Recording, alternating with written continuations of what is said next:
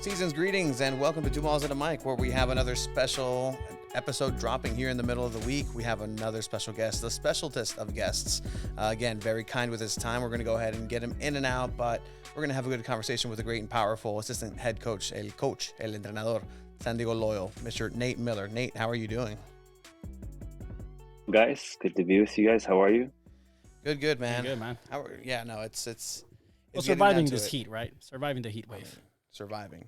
Oh That's a good man, way. we're barely surviving it out on the training pitch. I can tell you that. How is that going? I mean, obviously, a lot of these players don't come in to a place where it's, sunny 24/7 and, there's usually weather that goes along with it. I can't imagine like Vass or Charlie ever having like 365 days of sun, but like what's it like on the training pitch right now, especially in this heat out in as east as it gets in Chula Vista? It gets pretty hot out there.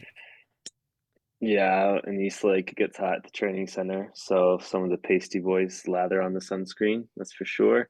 But yeah, it's hot. I mean, not gonna lie, it's hot, but it's kind of gradually grows to the season, so we adapt to it. But it's match nights at Torero are way cooler, so that's for sure good. It's a lot better than some of the harsher climates we travel to. We can tell you that.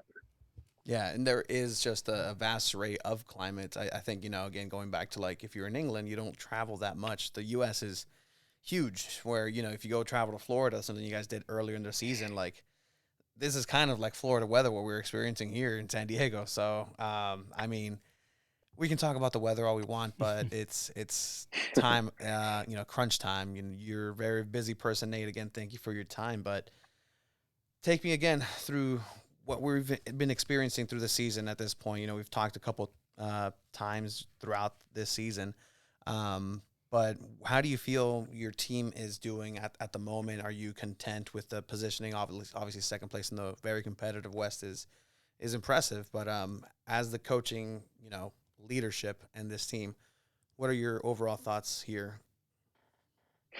Yeah, I mean, I think you have to zoom out. I think the last time maybe we spoke, if I remember correctly, was right after like a little dip in form that we had maybe mid-season. And since then, in June and July, we won 8 of 9 games. I think we had like 22 points in June and July. So we knew. I remember talking about as a staff, we knew that we were basically going to spend um, this summer at home. Basically, we had like a couple of away trips. So July 4th went to Colorado Springs, and we took a heck of a lot of points at home. So in front of our great supporters, in front of our fans, we played some excellent football.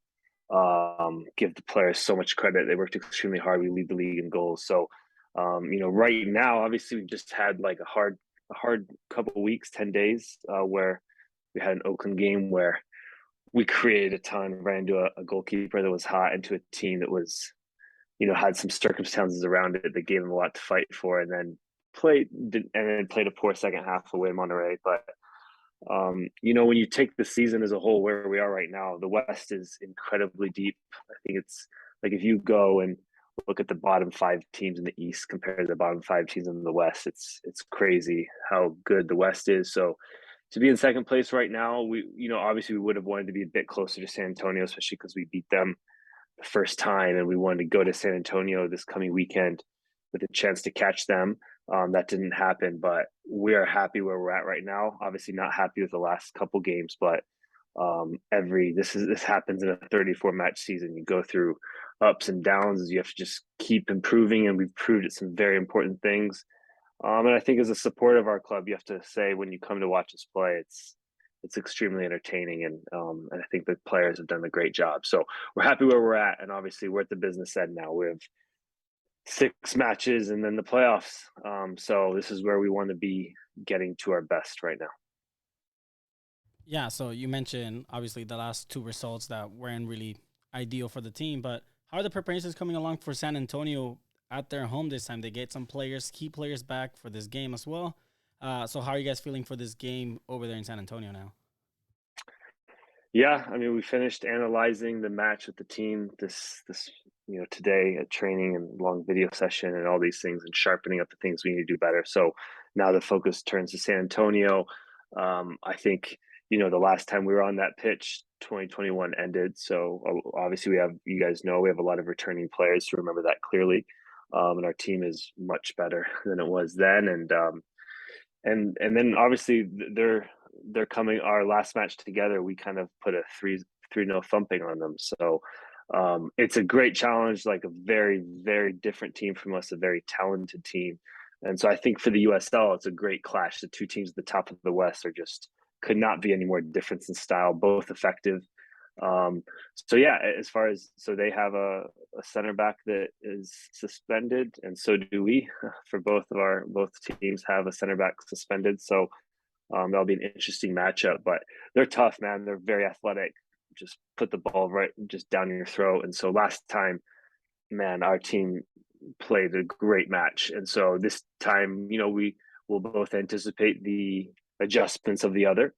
And then we'll try, as we always do. We're not going to go to San Antonio and try to, sit deep or do something different. We're going to go, as we say, try to always play like the home team. So preparations are underway, but we're just in our normal weekly rhythm of we fix the problems no matter what if we played well, poorly, won, lost, and then we prepare like every week. At this point, it's pretty late here in the regular season, going into the close of the regular season. Do you find it to be, obviously there's no easy games here in this USL Championship League, but do you find it that some teams where you would normally prepare for and say, this is how we're going to go ahead and win this game, they also have a season worth of footage, a season worth of tape, essentially, on how you guys play? Is that something that just becomes harder to manage as the season goes, where other teams are more polished, and even if the teams are down at the bottom of the table, it's nothing different, where they kind of have something to study on, something to attack and adjust on the fly as well? Yeah, a little bit. There's a lot to that question. I think it's not just who you play, it's when you play them. So if you played, for example, Monterrey early in the season, they were just getting waxed by every team, and we didn't get that version of that team. We got the team that has been much improved. They have a good coach. They're much harder to beat, much better at home, much better defensively. So, the team, you're not going to watch tape of someone 2 months ago. It's just not that team anymore. And it's also just matchups are so different. So, like when you look at our results against the top teams of the West, so San Antonio, we're in second, and then Colorado Springs, and we played even the East, Tampa, like we play really well against the top competition.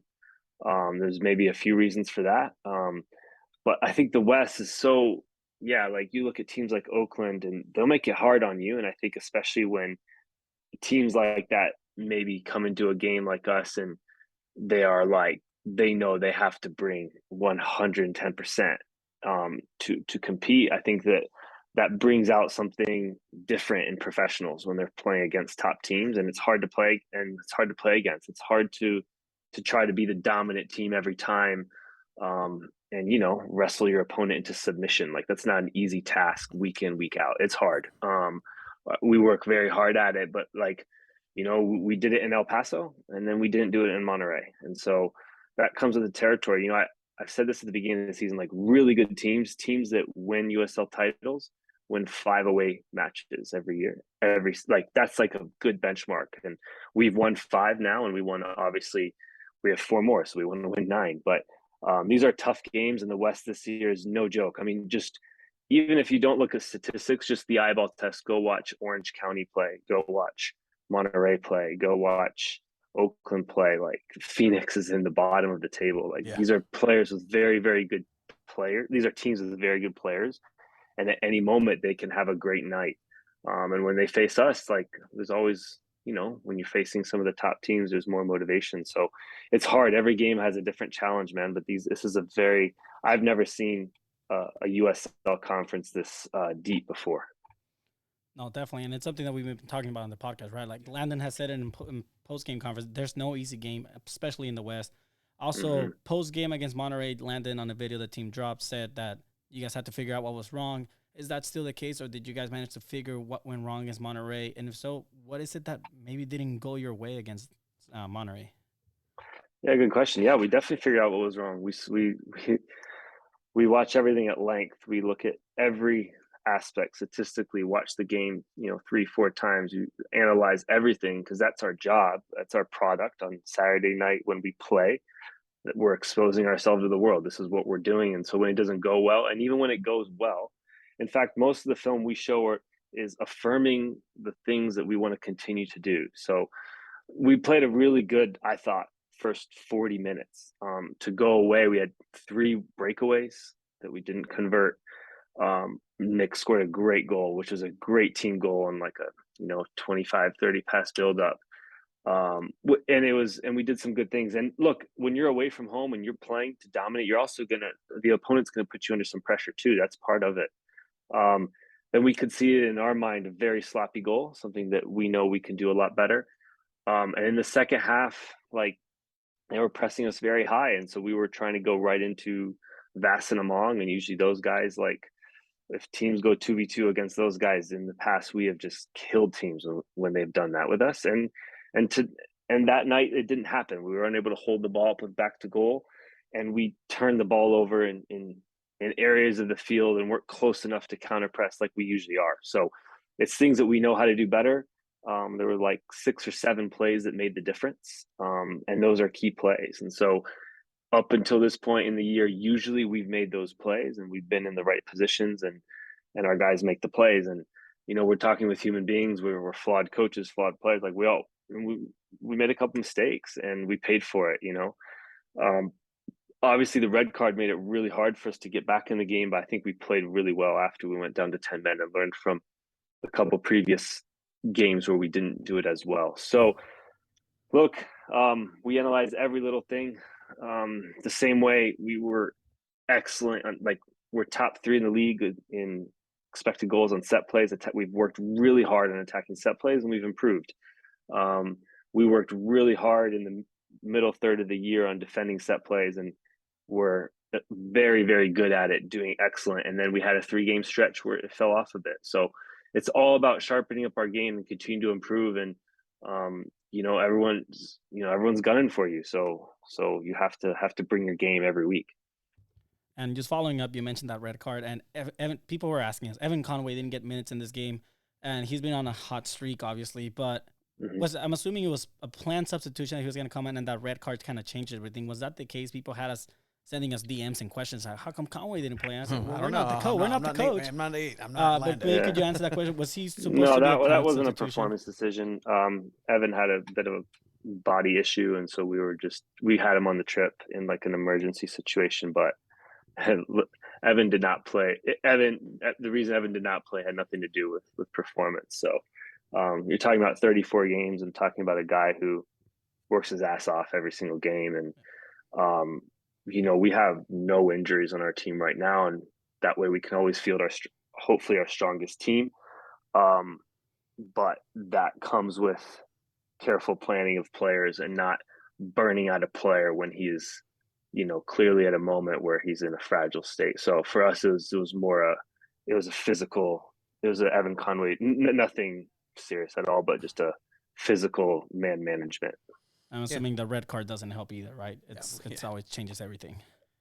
Yeah, of course. I mean, that's football. I don't think it was a red, and it was a bit difficult, but yeah, I mean, at that point though, we've learned, like, we know in that moment, okay, so we're down 2-1. We've gotten, we have a sending off, and I give our players a lot of credit in that moment. The message there is stay in the game and be really disciplined. You can't just, roll the dice, send everyone for it. Like, we hung in the game, and before, I mean, it was 3-1, in like the 87th minute. So before that, we had a couple huge chances. One where Nick got dragged down the box, another one where we had a really good chance with 10 men. So I think the players handled that moment really well. And that's something that's, true, going back to other games, as you were alluding to, where there was an early red card, maybe in different circumstances. Thinking about that, obviously, that LA Galaxy Dos game. But you guys didn't change the philosophy. You guys still went all out, unloaded the clip, and sometimes it works, sometimes it doesn't.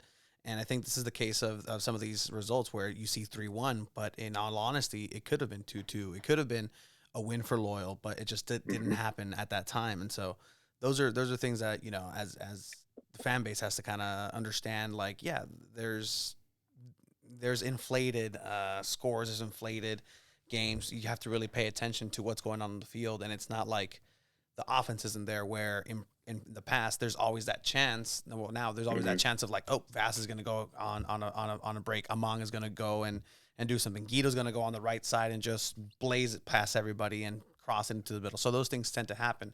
They don't happen at this point. Yeah, look, it's not hard to go away to a place like Monterrey, keep it really tight, and lose 1 or 2-0. That's not a hard thing to do. I'll be honest with you. Okay, so I mean, I think a lot of people can do that and say, "Oh, we didn't give up a lot, but we hung in there." But if you like the 3-2 away to Tampa, the 3-2 away to Phoenix, the 3-2 away to Colorado Springs, if you like the 3-2 away to Orange County, the 3-1 away to El Paso, like that doesn't come with then, like that has to do that. Okay, yeah, you're going to have a couple times where you are going for the throat of Monterrey and you're not your A game.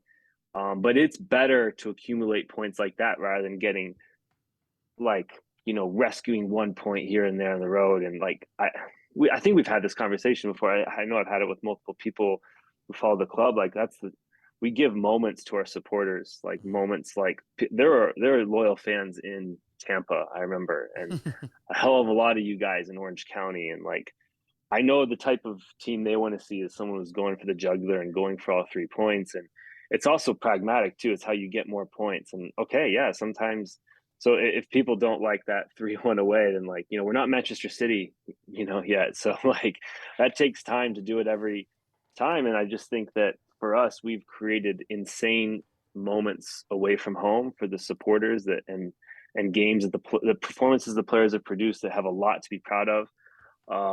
And that sometimes comes with the risk of, okay, sometimes you're going to do everything and it's going to be like, okay, you concede a few chances here and there.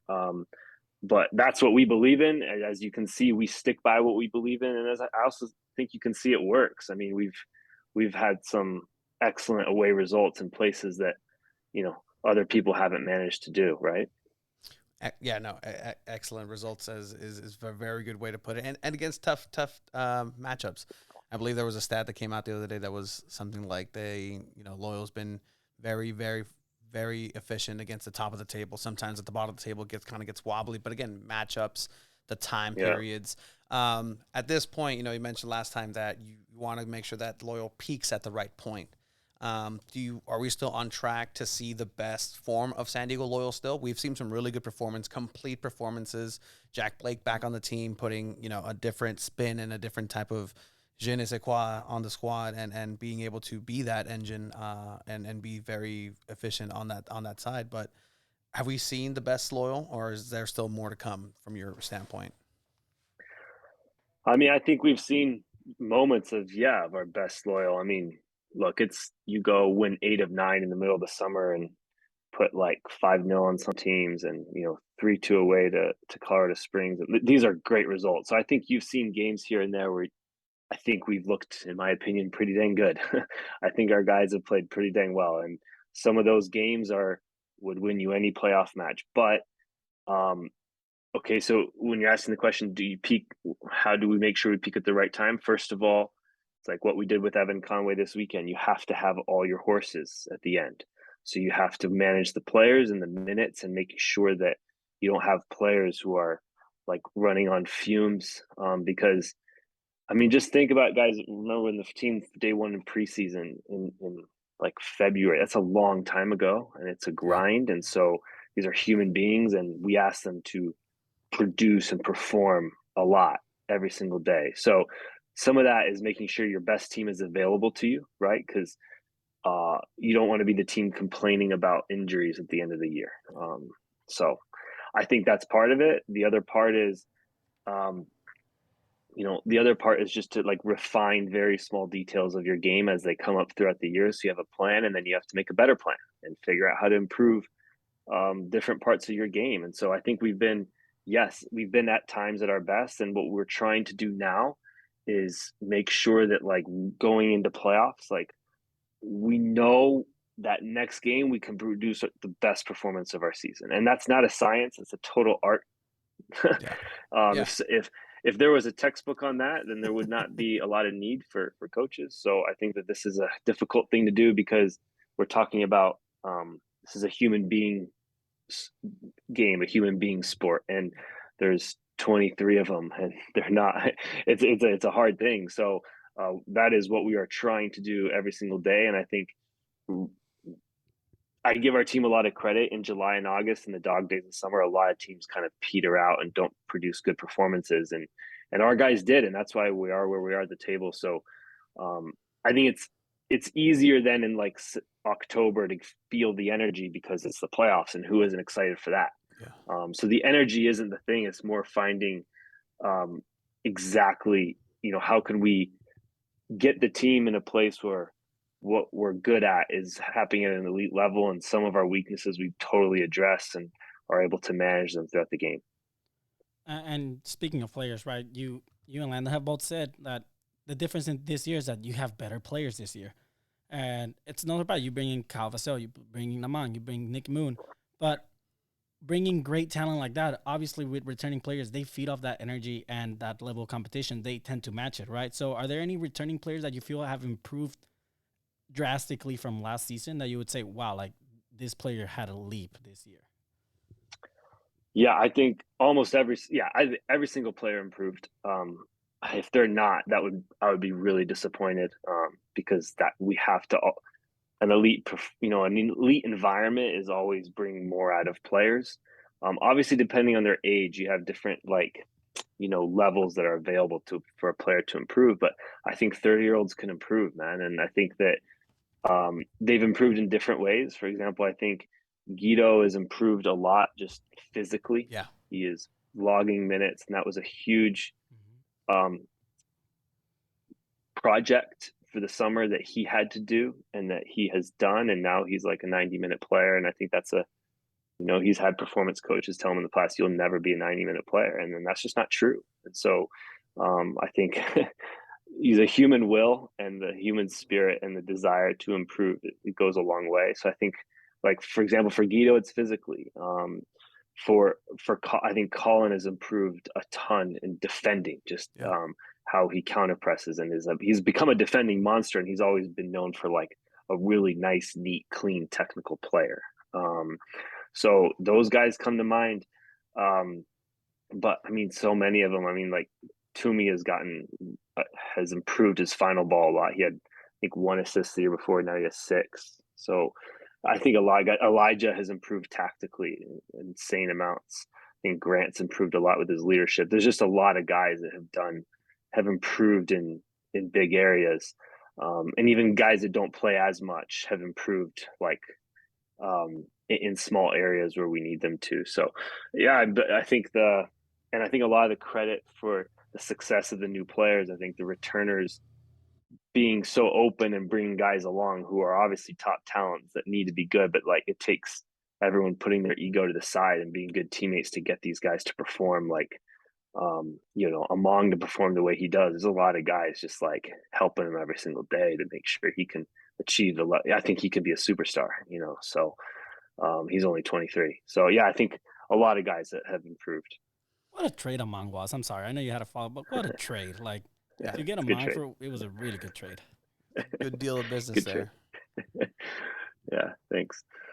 Yeah, no, like that's one, I think, in the short history of the squad. Like that's one of those moves where it just panned out, and I feel like with what you have to work with, you're a little happier this season, and you're enjoying it a little bit more.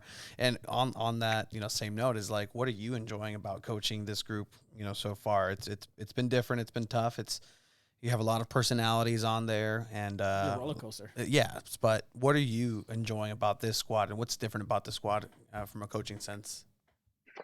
Well, I mean, when you say it's been tough, I don't know. It's been extremely enjoyable, and they're great to work with. I think it's, I just think these guys all bring a smile every single day to training. It's they're a very competitive group.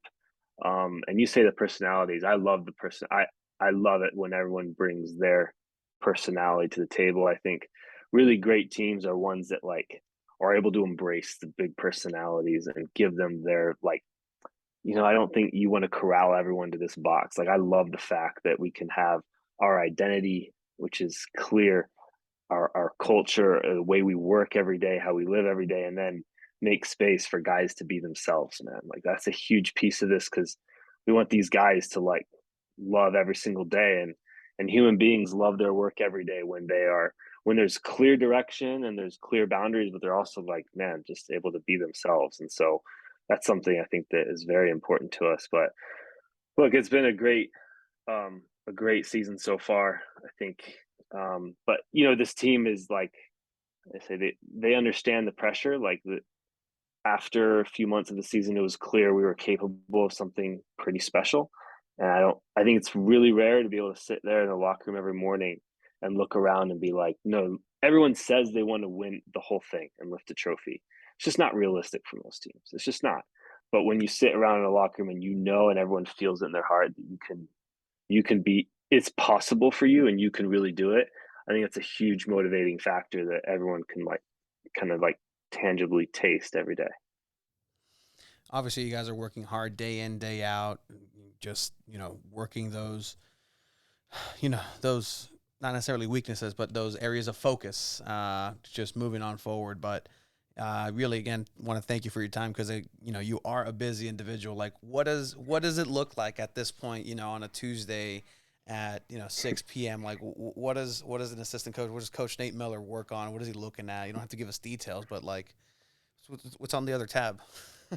My other screen on my monitor is some of our KPIs from the game, and then I have a film session for tomorrow that we're going to watch in San Antonio, and a couple individual film clips I'm sending out, and then finishing off the training plan for tomorrow. So it's awesome. I like when people say I'm busy, but I love